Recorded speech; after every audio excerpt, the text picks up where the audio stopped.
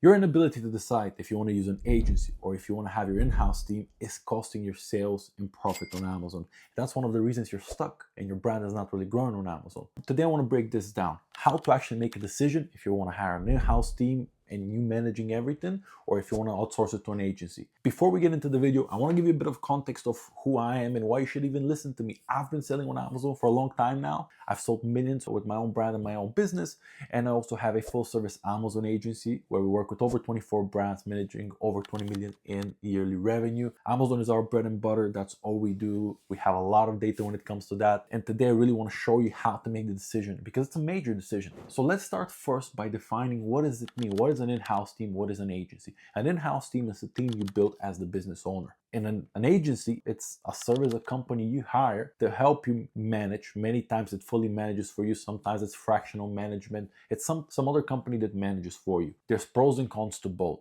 But first, let's start with the in-house team because that's where most people don't understand it. Now, in my experience, I've had an in-house team with my brands, and now we have a full-service Amazon agency. In-house teams are very, very difficult to work, and I'll tell you why. For you to have a good in-house team, first you need a lot of money. Second, you need to have an understanding of Amazon and how Amazon works, or you need to have someone who does understand that. Why do you need that? Because if you don't understand how Amazon works, how would you be even able to hire or manage people that do that? That's the important part. Now, when it comes to the actual hiring, depending on the size of the business and brand you have on Amazon, you need at least one PPC person, ideally a PPC manager, and a PPC specialist that actually goes there and does the bidding, launches the campaign, and kind of understands that part as well, and kind of does the more manual and technical part. You ideally want those two roles, minimum when it comes to advertising, depending on, of course, on the size. You need at least one designer, and not any designer. I'm talking about the designer who understands Amazon specifically, how to merchandise a product, how to make a main image that stands out. A person who can create A+ content,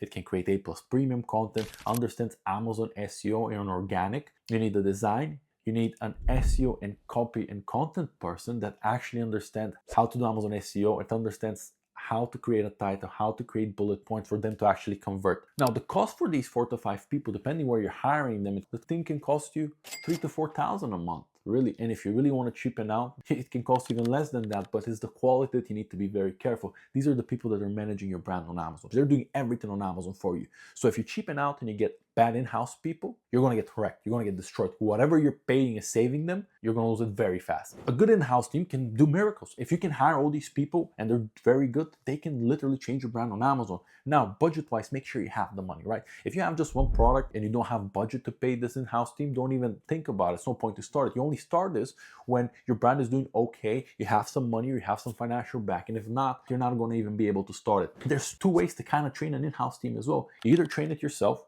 which means you understand this extremely well, and you can also train them, or you need to hire top people. Very difficult to do that. First, the top people that understand that many times have their own consultancies or agencies, and they're very difficult to convince. You either have to pay them a lot of money or you have to pay them a lot of money. That's the first issue. Now, if you want to train them internally, this is what we do in our agency. Every person that comes in our team, whatever they know, however they know, we train them internally on our processes, on how we want things to work, our goals, our standards. That requires a lot of work. That requires a lot of systems, SOPs. That requires a lot of good people. That requires a lot of experience from your side. We actually have a training method that actually works, and we're getting people that understand these things, right? Pros and cons in an in-house team, right? We need to also say these because they're very important. Pros, if done right, you have a lot more control. You can communicate with them on a different level. You can do a lot more things, right? Another thing is should be a much faster internal communication. You're part of the same team, so you can communicate super fast and you can do changes super fast. Also, another thing is sometimes if you're trying to exit your business, it looks better for investors if everything is in-house, because then they can kind of get that team on the next project.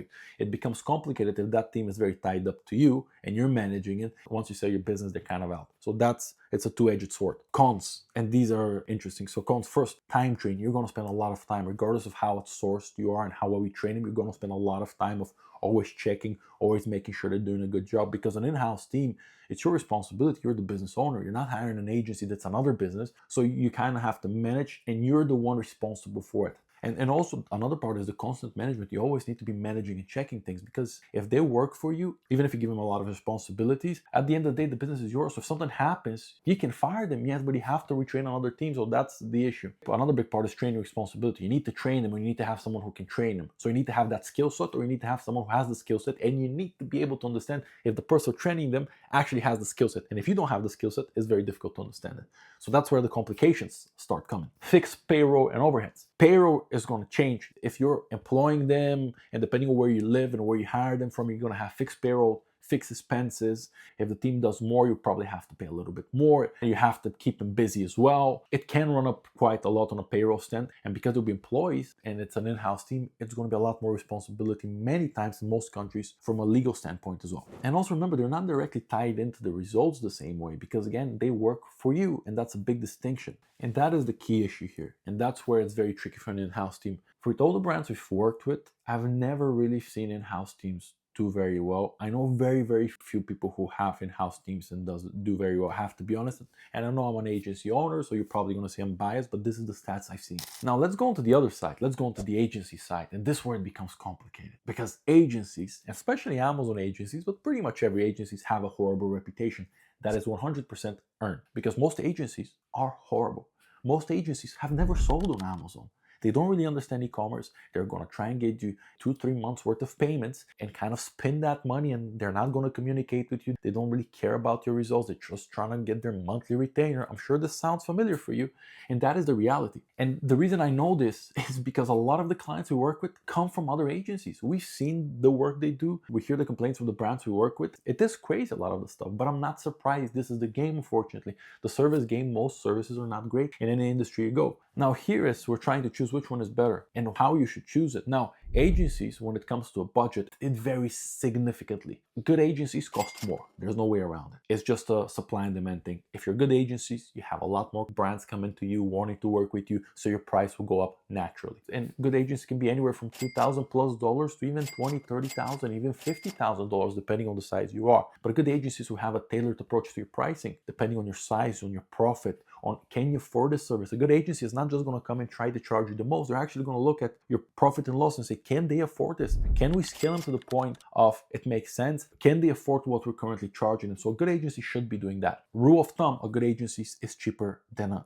full internal team. That is for sure. Now, how do you vet these agencies? You want to look at the case studies, their website, you want to ask around, you want to look at reviews, but a lot of this can be faked. Referrals are more difficult to fake. Look if they're public, if they have content, if they have YouTube, if they have LinkedIn, look at that, right? And again, that's not a guarantee, but at least it gives you a little bit more assurance, because if someone is very public about Amazon and that's what they're always talking about, and you see the way they're talking about, the fact that they have the balls to put their face in front of camera with their service usually means a little bit more. But the faceless and nameless agencies, those are a bit tricky because you don't know if they're good. They can be good, but you don't know. And if you can, jump with the person who's going to manage your account, or the owner, or whoever is involved in the process, and ask him these questions, which are very important. What's your background on Amazon? Like, what have you actually done? Ask him some specific questions if you're a little bit more knowledgeable. Like, what did you do in this situation? What do you prefer, ACOS or TACOS? Some things like that, right? Just to see if they really understand the space. Ask them some current events questions for you to even see if they keep with the news with Amazon. That's a very good indication. Ask them how often they work on the accounts, how many people work in the team, where is the team from? Is it outsourced to India and Philippines, or is it from Europe? Is it from the States? Is it from the UK? You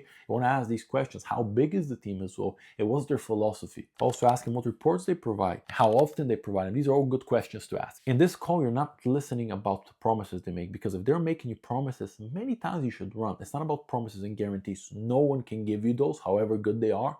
It's about how they think about Amazon and how they think about the whole approach when it comes to helping you as a brand. A good agency can change your business. A bad agency can destroy your business. That is 100% true. Same with an in-house team. But a good agency will have competitive advantages that an in-house team is almost impossible to have. And that is data and experience. A brand owner usually sees one account, a couple of ASINs, or even 10 ASINs, and very limited amount of data. They work with one category and they understand maybe that category, but that's about it. A good Amazon agency might oversee anywhere between 20 to 100 accounts. So much data, so much more experience on ads, listing creation, optimization. And if it's a good agency, they're going to track everything. So they know what works and what doesn't. So they're coming with a level of experience that there's no chance for you to have. That's the biggest difference, and that's what you're really paying for. It's for the experience and the pain and the sacrifice they've paid for them to even understand that. You're paying for outcomes, you're not paying for time. And for when you have an internal team, many times you're paying for time, not for outcomes, and you don't want to be in that game. So an agency can be managing millions and millions of ad spend, millions in ad sales, and millions in revenue. It's very difficult to do with that with one brand, and it's very difficult to hire an internal team that has that level of experience, and because that internal team will be getting paid a lot of money by running their own agency or doing their own consultancy. So that's where the complication is. For the agency, right, let's start with the cons first. An agency, most are unreliable and most will just charge you money in run. That is 100% true. I've seen it happen many times, unfortunately. A lot of our clients come from those type of agencies. A con with the agency is if there's lack of communication, you don't have that much control. Like if they don't communicate much, you just don't know what's happening most of the time. So that's a big con. Another con is that sometimes, and I haven't seen it many times, on valuation, if you're very reliant on an agency, your valuation might go down. I haven't seen it, to be honest, many times. I know a good amount of brands that sold that had an agency, because think about it, right? What's a bigger chance for an agency to leave a client that's paying and it's a good client, or for an internal team to leave their CEO once they've exited? Probably the internal team. So actually, from a risk position, agency is most likely to stay instead of the internal team. And of course, it's cheaper. What are the pros? The pros are if you get a good agency, you don't have to manage them. You get a lot of your time back. You don't have to check. You don't have to do anything technically or strategically, because they will be doing that for you if they're a good agency. You don't have to manage them in any way, which is the key for agencies, because if you get an agency and you manage them, it's no point to get them. Another pro is that a good agency will charge you in a way that you have more profit than what you're paying them, which is great because it's not so much as an overhead, it's more cost of sales, which is great. And you don't have to worry about payroll for them.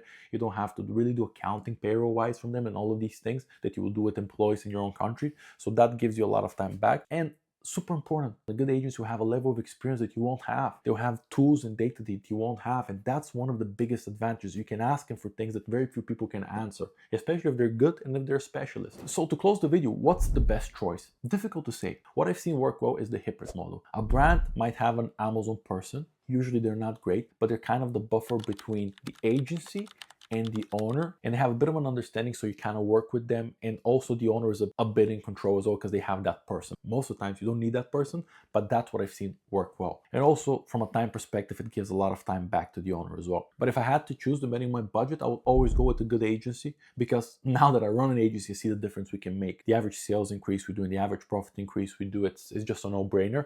Make your choices. I've laid the data for you. I've laid my experience as well. Hope you like this video. A lot more to come.